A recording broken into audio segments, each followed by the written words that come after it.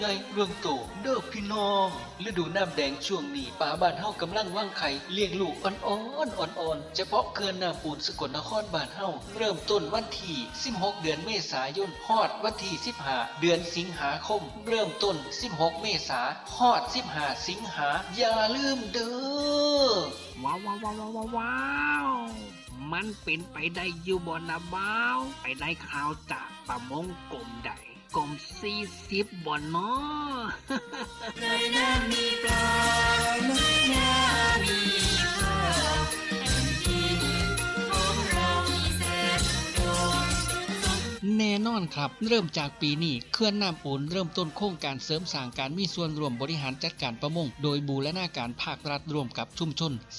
เขื่อนน้ำปูนมีสิทธิบริหารจัดการทรัพยากรสัตว์น้ำในเขื่อนน้ำปูนด้วยตนเองเฮ็ดประชาคมออกกฎหมายจัดการบริหารเพื่ออาชีพการประมงเขื่อนน้ำอู่นสิได้มั่นคงยั่งยืนทรัพยากรประมงเป็นของชุมชนเขื่อนน้ำอู่นเป็นเขื่อนแรกที่มีการจัดการบริหารจับปลาโดยชุมชนดูแลกันเองในรูปแบบของคณะกรรมการบริหารจัดการทรัพยากรประมงเขื่อนน้ำอู่นเป็นต้นแบบให้กับทุกเขื่อนเก็บกักน้ำทั่วฟ้าเมืองไทยโดยจังหวัดสกลนครผลักดันเต็มที่หน่วยบริหารจัดการประมงน้ำจืดเขื่อนน้ำอู่นศูนย์วิจัยและพัฒนาประมงน้ำจืดสกลนครประมงจังหวัดสกลนครส่วนบริหารจัดการประมงน้ำจืดกรมประมงชมรมอนุรักษ์ปลาต้นน้ำและทรัพยากรประมงจังหวัดสกลนครร่วมมือกันเป็นพี่เลี้ยงผ้าเห็ดลงมือทำศูนย์พัฒนาการประมงแห่งเอเชียตะวันออกเฉียงใต้เข้ามามีส่วนร่วมสนับสนุนงบประมาณในการดำเนินการเพื่อ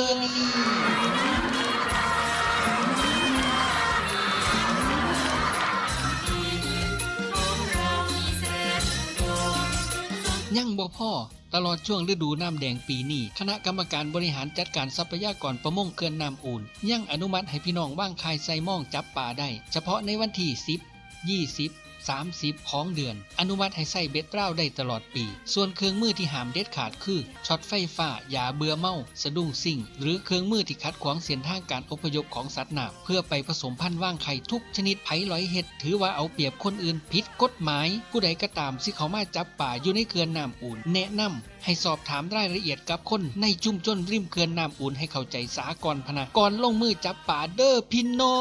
งยามปลาวางไข่ก็ปล่อยให้ปลาได้ผสมพันธุ์กันอย่าไปปิดกันสวรรค์ของปลา